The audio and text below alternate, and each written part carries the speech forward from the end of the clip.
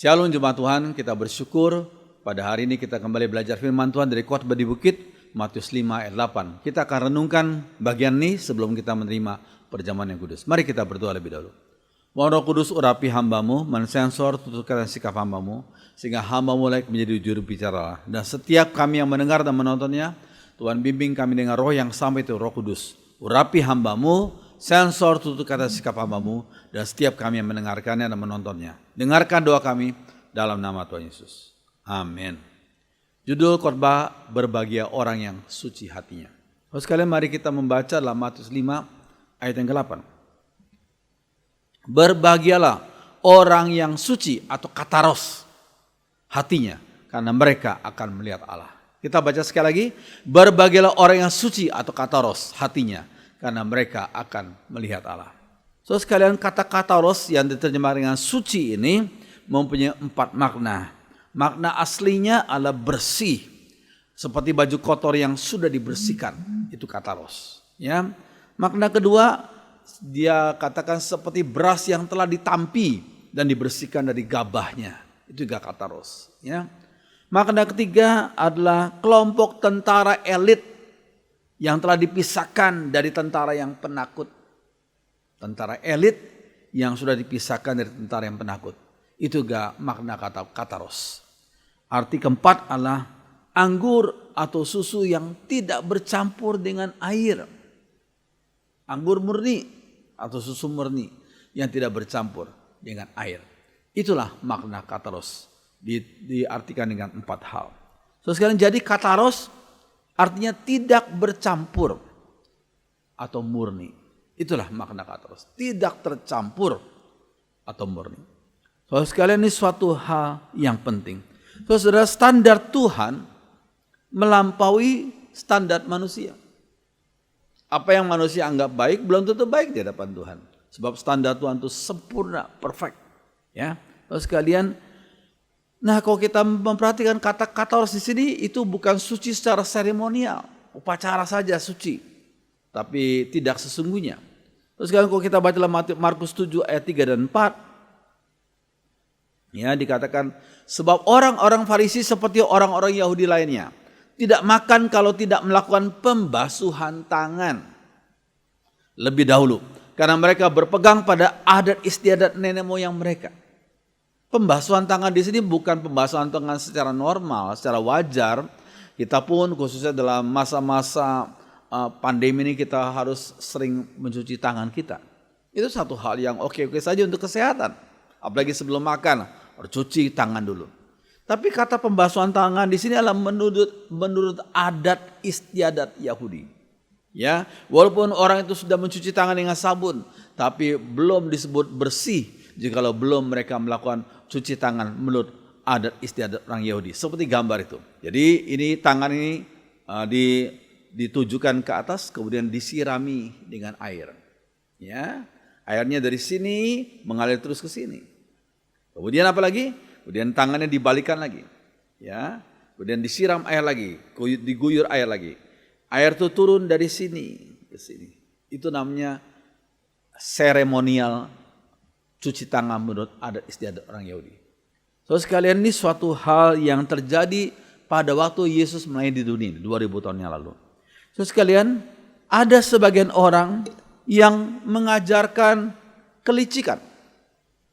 Ya, mereka mengajarkan kelicikan. Yang licik malah diagungkan.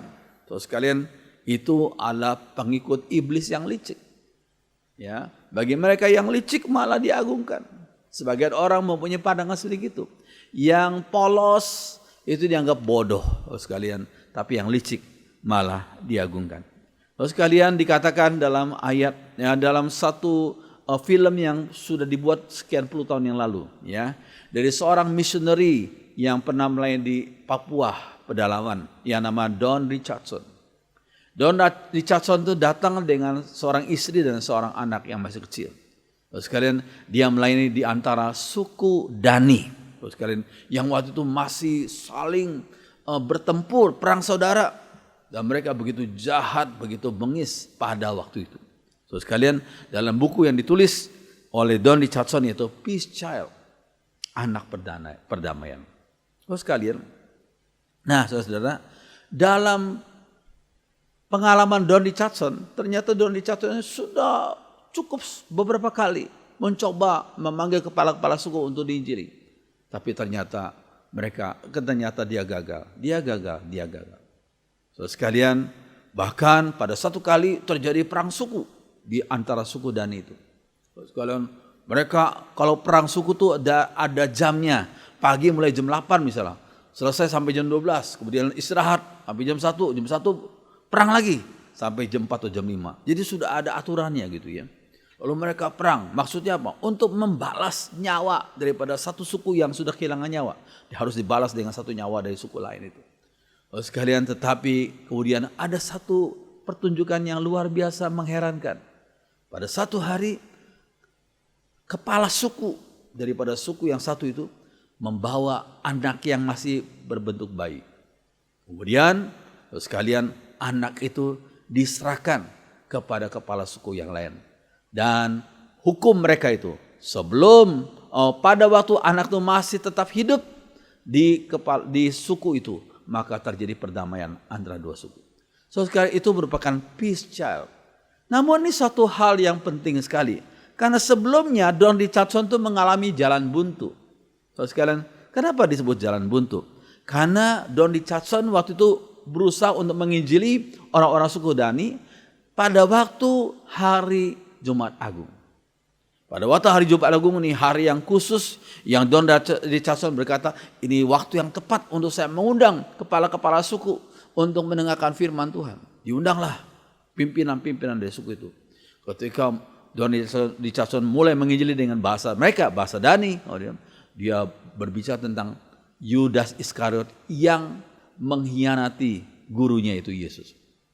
Wah, ternyata di luar sangkaan daripada Don Richardson sebelumnya. Dia harap bahwa orang-orang membenci Yudas Iskariot. Tapi ketika mereka mendengar Yudas Iskariot berhasil menjual gurunya, mereka malah tertawa. Mereka berkata, itu Yudas Iskariot hebat, bisa menjual gurunya.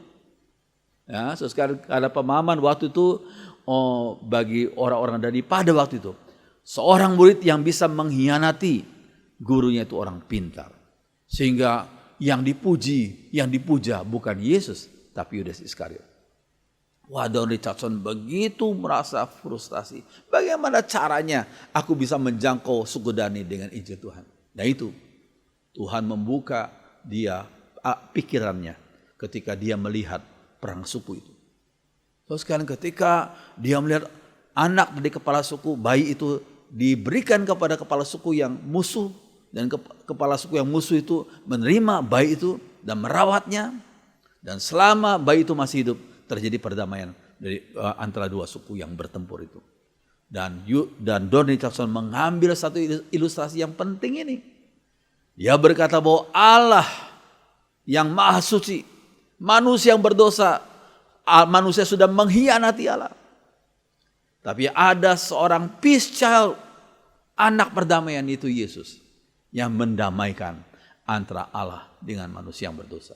Oh sekalian, Tuhan pakai itu semua untuk membawa suku Dani untuk percaya pada Tuhan Yesus sebagai selamat. Itu adalah cerita daripada Don Richardson tentang peace child. So sekalian, jadi Don Richardson mendapat satu pelajaran. Ternyata pada waktu suku Dani belum bertobat, mereka menganggap kelicikan sebagai hal yang diagungkan. Tapi seketika mereka terima Yesus dan mereka tahu akan dosa, mereka tahu itu perbuatan yang salah. So sekalian, ini satu hal yang kita perlu pahami, bahwa dosa telah mengubah yang jahat jadi benar, malah diagungkan yang jahat, tapi yang benar malah dihina. Itulah dosa. So sekalian, komunisme dan Nazi mengajarkan kebohongan untuk mendukung cita-cita partai mereka. So sekalian, ada seorang bernama Hitler, seorang pemimpin bangsa Jerman pada Perang Dunia Kedua. Hitler pernah mengatakan satu statement. Suatu kebohongan jika diucapkan 100 kali, maka menjadi kebenaran. Apakah betul itu? Kita anggap ini statement yang ngawur. Tapi dalam kenyataan sehari-hari memang terjadi. Suatu kebohongan jika diucapkan 100 kali, akhirnya rakyat jadi biasa mendengar hal itu. Sehingga kebohongan yang tadinya dianggap bohong, sekarang setelah 100 kali diucapkan, kebohongan itu dianggap sebagai kebenaran. So sekalian, ini hal yang terjadi dalam hidup kita, dalam hidup sehari-hari. So sekalian, kebohongan jika diucapkan 100 kali menjadi kebenaran. So sekalian, hati manusia terbuka di hadapan Allah. Dan di hadapan Allah bukan hanya yang di luar secara fisik saja, tapi Tuhan melihat sampai dalam hati. Motivasi, ya, rencana dalam hati, Tuhan tahu. So sekalian, ini suatu hal yang penting. Makanya firman Tuhan berkata begini, kalian tahu bahwa ada ajaran seperti ini, jangan berzina.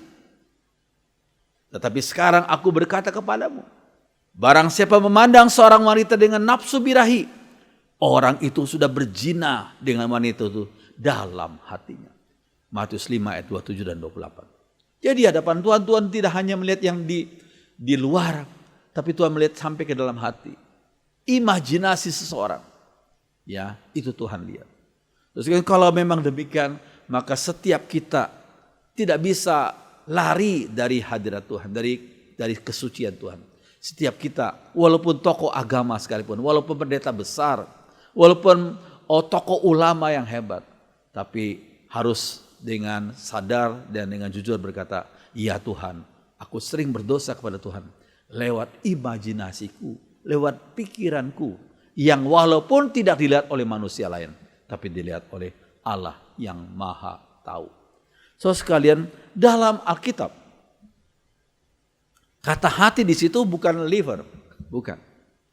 Tapi hati dalam Alkitab dianggap sebagai pusat dari afeksi, kasih sayang, dan pengertian. Itu hati. Hati dalam Alkitab mempunyai arti pusat dari afeksi atau kasih sayang dan pusat dari pengertian.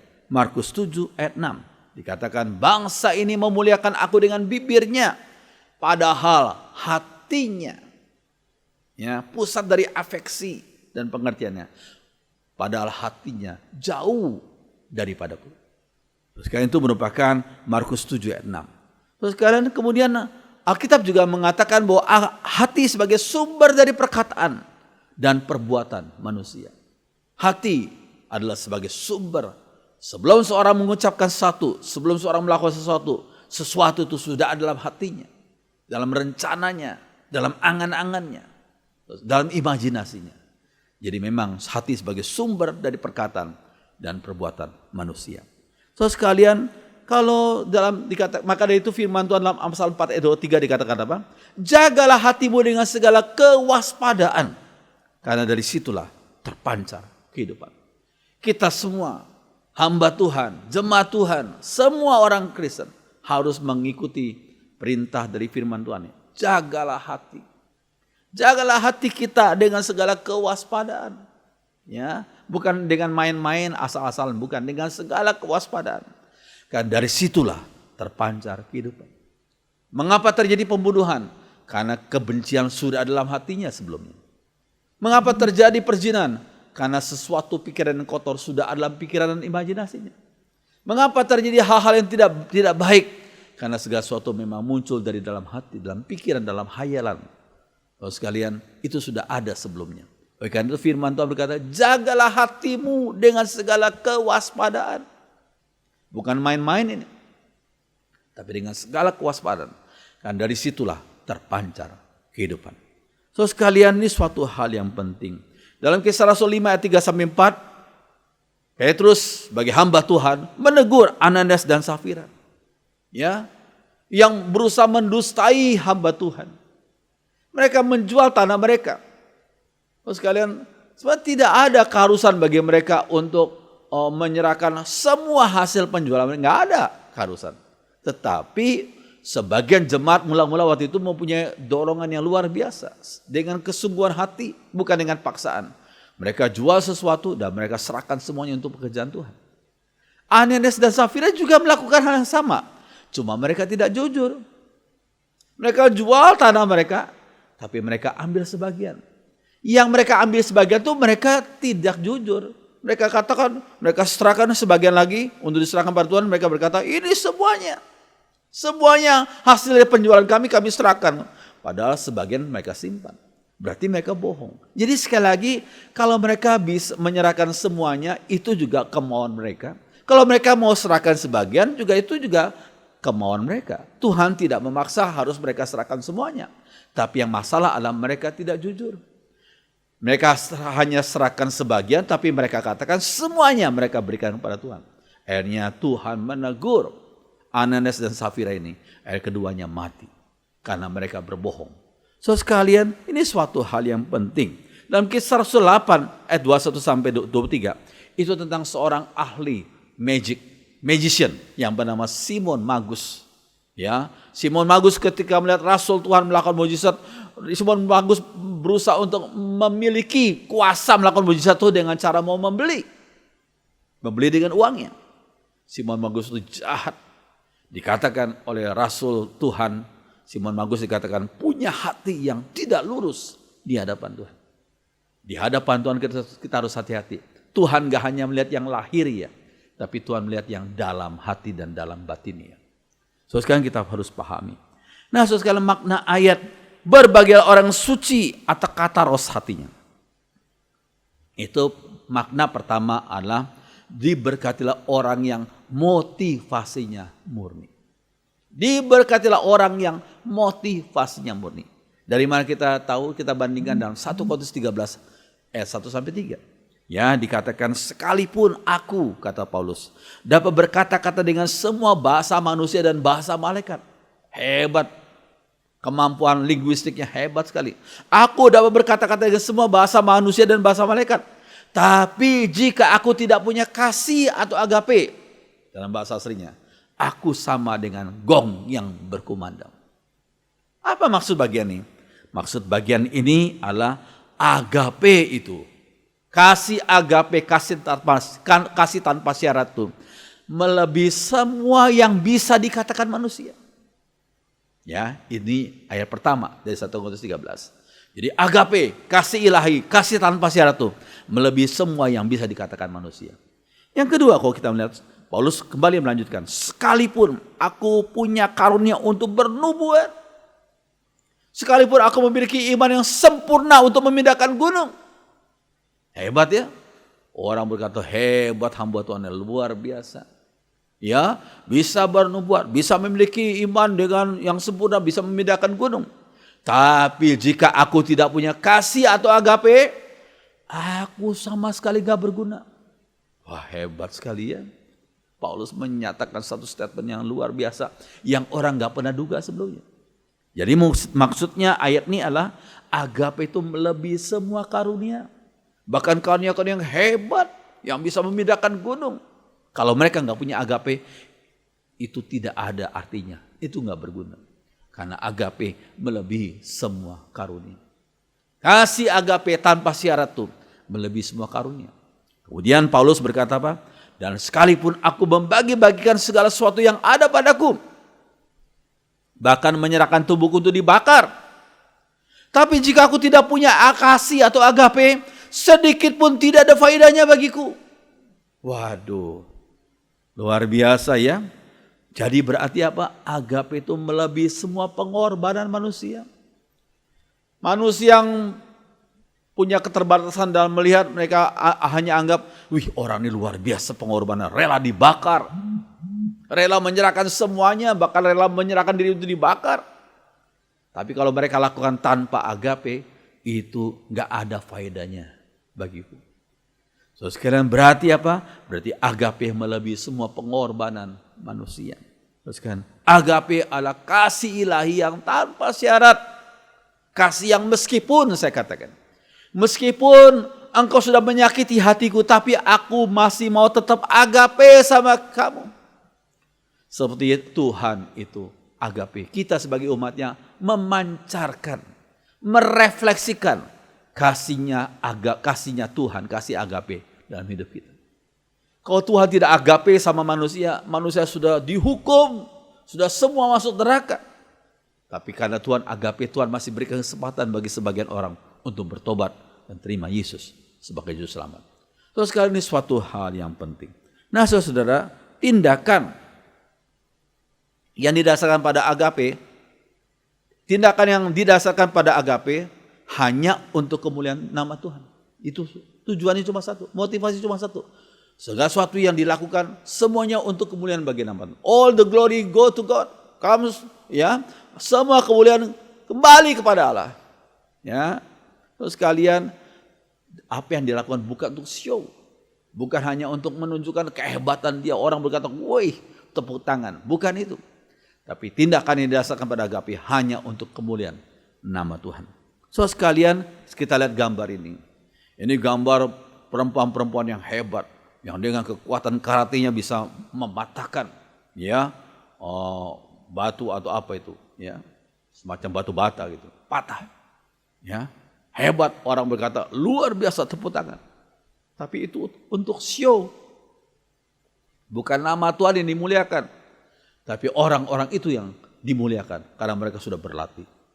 So sekalian, apa motivasi kita memberi?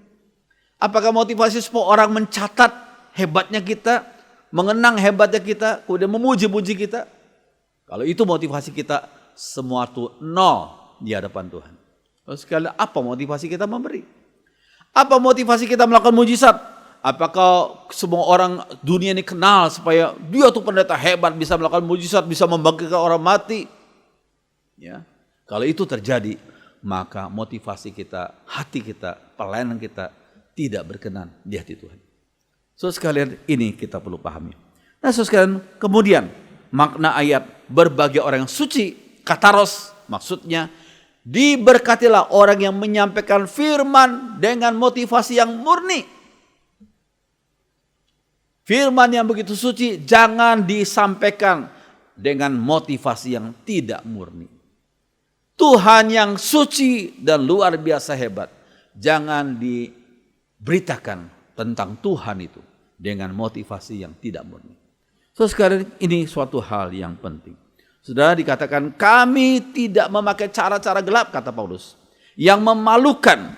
Kami tidak mau bekerja dengan licik atau memutarbalikkan perkataan Allah. Kami melayani Allah dengan hati yang murni menurut kehendaknya. Luar biasa.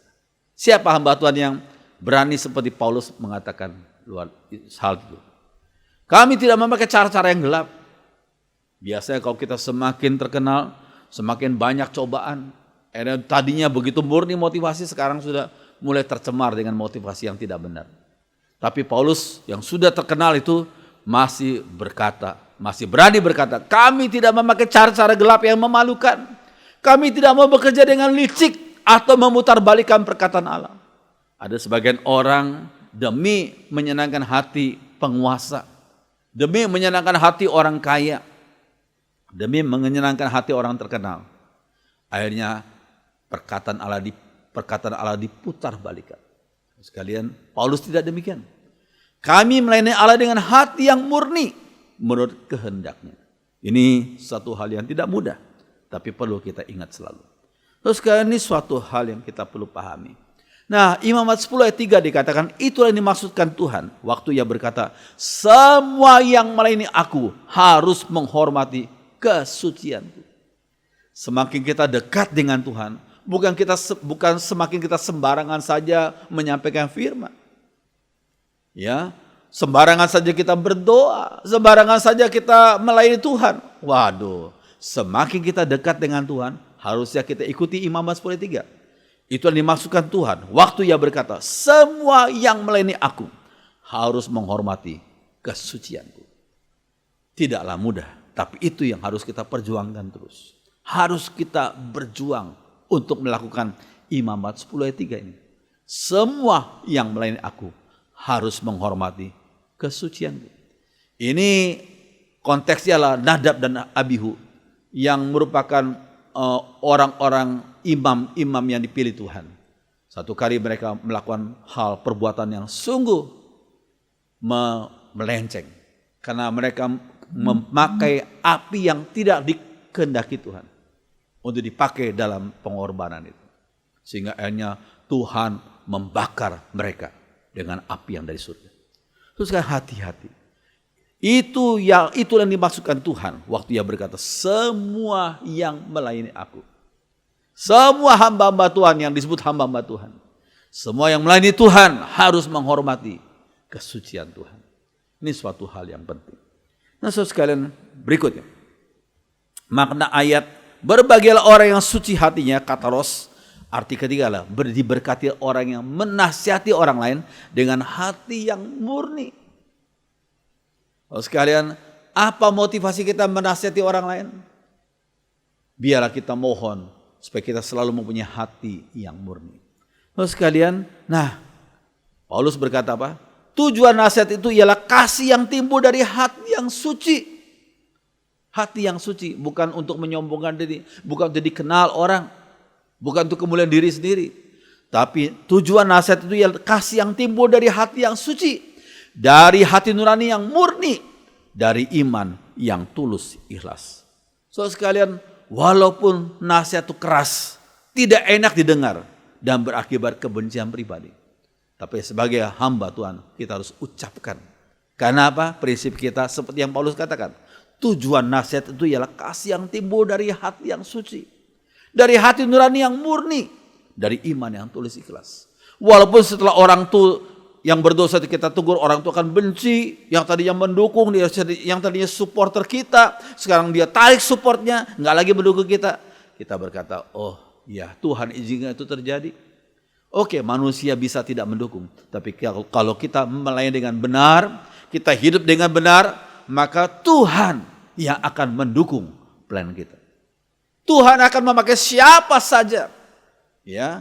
Bahkan Tuhan bisa pakai orang-orang yang belum percaya seperti Koresi untuk dipakai menjadi alat Tuhan untuk kembali memerintahkan agar orang Israel sebagian dikembalikan ke tanah asli mereka.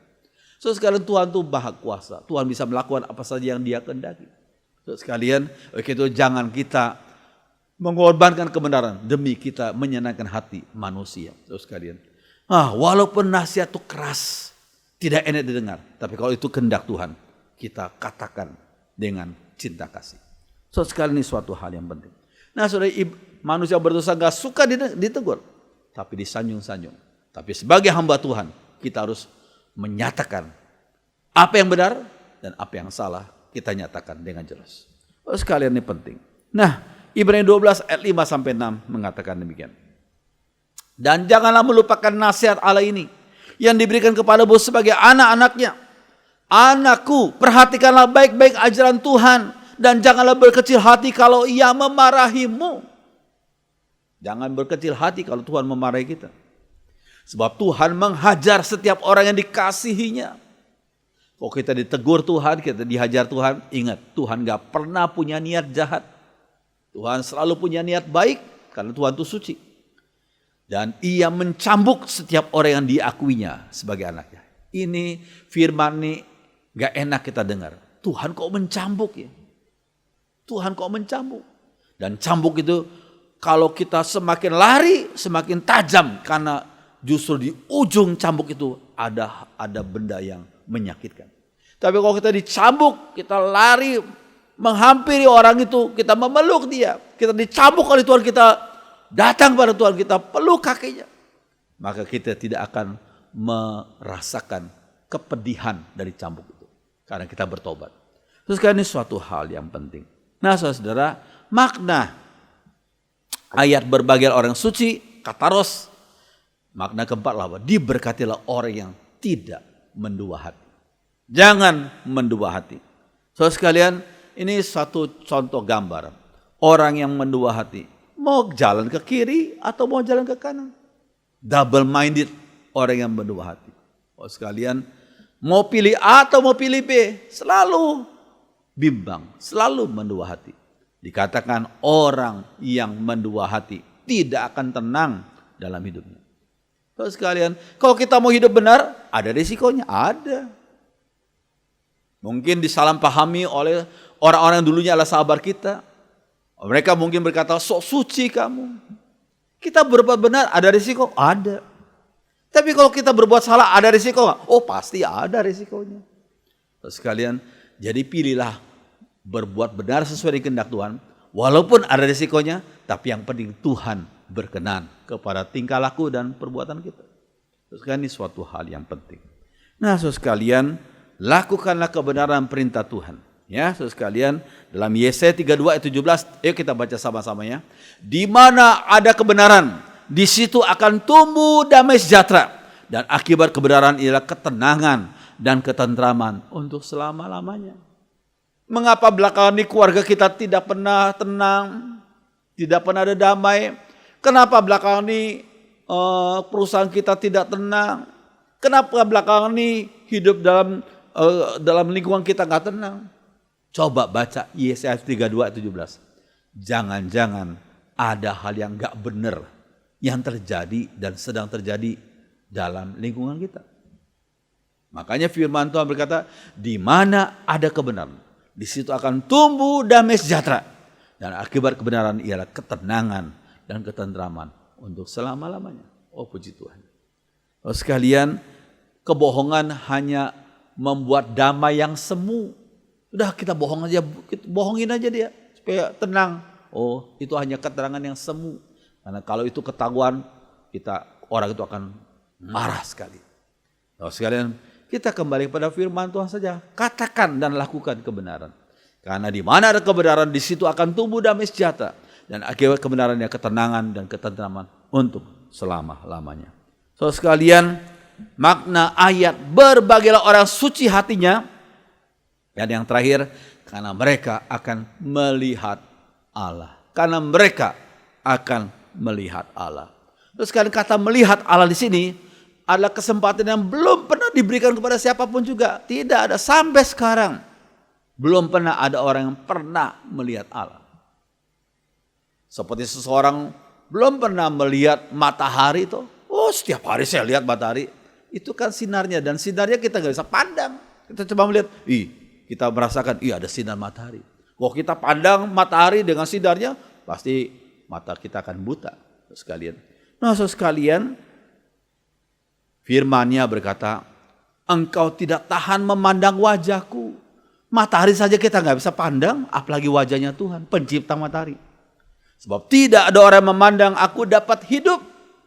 Itu kata Tuhan kepada Musa. Engkau gak tahan memandang wajahku.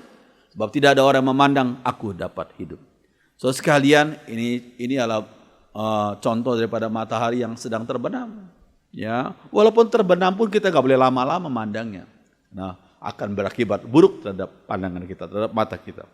Oh sekalian, makanya Yohanes 1 ayat 18 dikatakan, tak seorang pun yang pernah melihat Allah, tapi anak tunggal Allah, dialah yang menyatakannya. So sekalian, Yohanes Yesus sebagai anak tunggal Allah menyatakan siapa Allah Bapa yang belum pernah dan tidak pernah bisa dilihat oleh manusia yang berdosa ini. So sekalian, ini suatu hal yang penting. Kita melihat kemuliaan Allah melalui sifat-sifat Tuhan Yesus dalam tindakan dan sifat-sifatnya. Allah Maha Kuasa dinyatakan dalam kehidupan Yesus yang Maha Kuasa. Terlalu banyak mujizat yang beliau lakukan.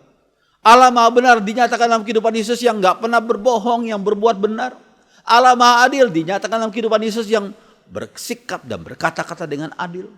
Memang Tuhan Yesus diutus oleh Allah Bapa untuk menyatakan sifat-sifat Allah Bapa dalam tindakan, perkataan, dan sifat-sifatnya. So sekali ini penting sekali. Maka Yohanes 14 ayat 9a dikatakan, kata Yesus kepada Filipus, barang siapa telah melihat aku, ia telah melihat Bapa. Barang siapa telah melihat aku, ia telah melihat Bapa. So sekalian, sebagai orang Kristen, semua orang yang percaya pada Yesus, kita disebut sebagai Kristus kecil. Kristus kecil. Maksudnya adalah duplikat sifat-sifat Kristus yang sangat indah sebenarnya.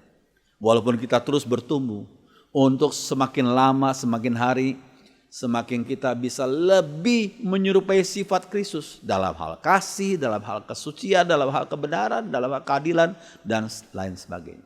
Kita terus bertumbuh.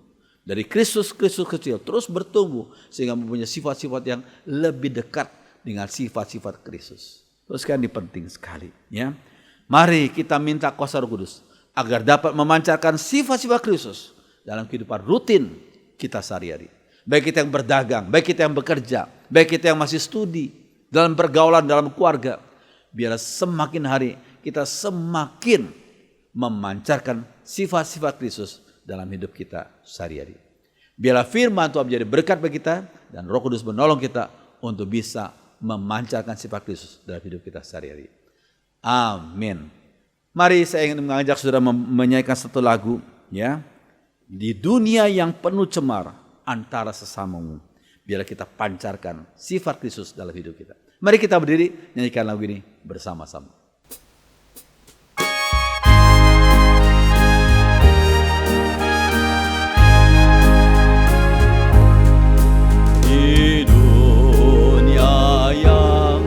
Penuh cemar antara sesamamu,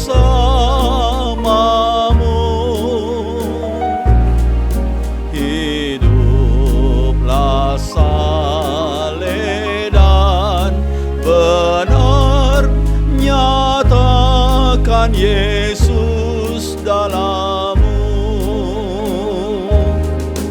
Nyatakan Yesus dalammu. Nyatakan Yesus dalammu. Sampaikan firman dengan hati teduh. Nyatakan Yesus dalammu.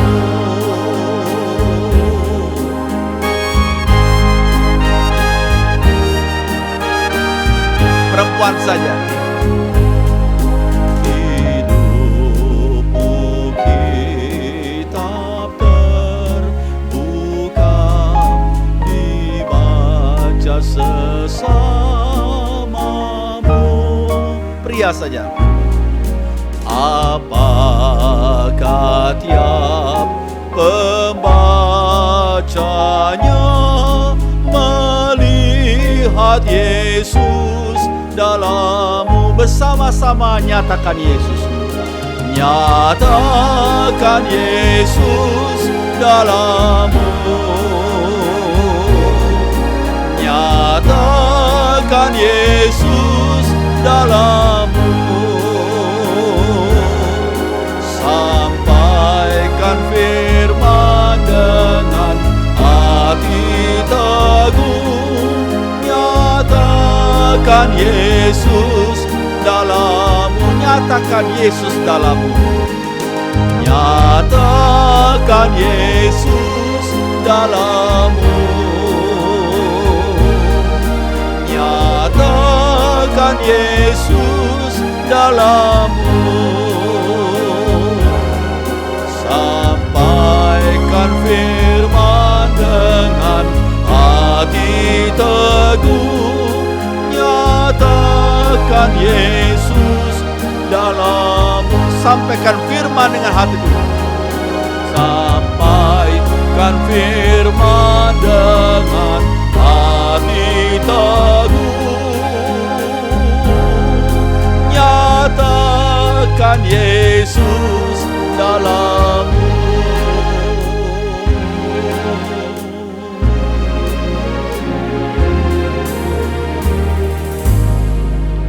Benar ya Tuhan, kami sudah dipanggil Tuhan, dipilih oleh Tuhan untuk menjadi umat-Mu Tuhan. Biarlah tolong kami Tuhan untuk menyatakan Kristus dalam hidup kami, dalam perkataan sikap kami, dalam kami bermasyarakat, dalam kami bekerja, dalam kami bergaul, dalam kami studi. Tolong kami Tuhan, agar kami menjadi Kristus kecil yang memancarkan terang cahaya Kristus dalam hidup kami. Terima kasih Roh Kudus, bantu kami dalam nama Tuhan Yesus. Semua orang beriman mengatakan amin. Silakan duduk.